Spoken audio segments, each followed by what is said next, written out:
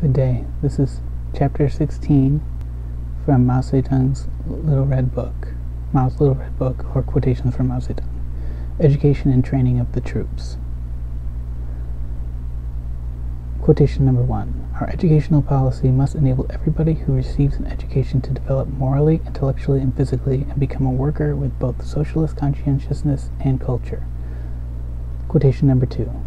As for education for cadres, whether at work or in schools for cadres, a policy should be established of focusing such education on the study of the practical problems of the Chinese Revolution and using the basic principles of Marxism-Leninism as the guide, and the method of studying Marxism-Leninism statically and in isolation should be discarded. Next quotation.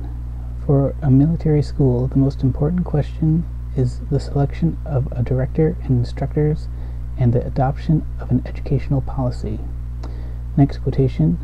A school of 100 people certainly cannot be run well if it does not have a leading group of several people or a dozen or more, which is formed in accordance with the actual circumstances and not thrown together artificially, and is composed of the most active, upright, and alert of the teachers, the other staff, and the students.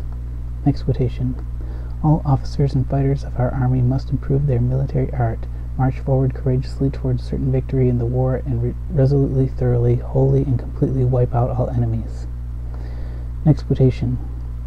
Equal importance should be attached to the military and political aspects of the one-year consolidation and training program that has just begun, and the two aspects should be integrated.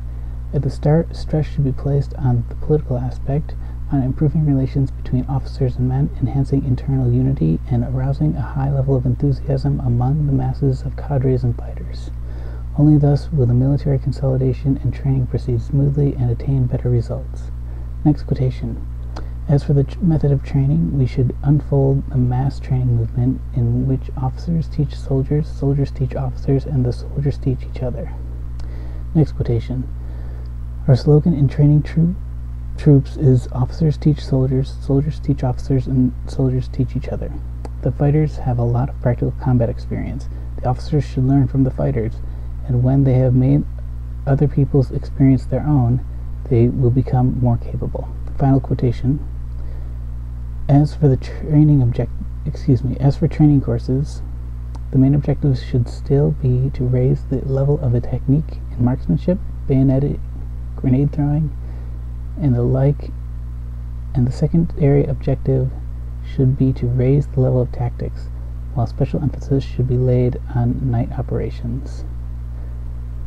This was chapter 16 from Quotations from Mao Tse Tung. Thanks for listening.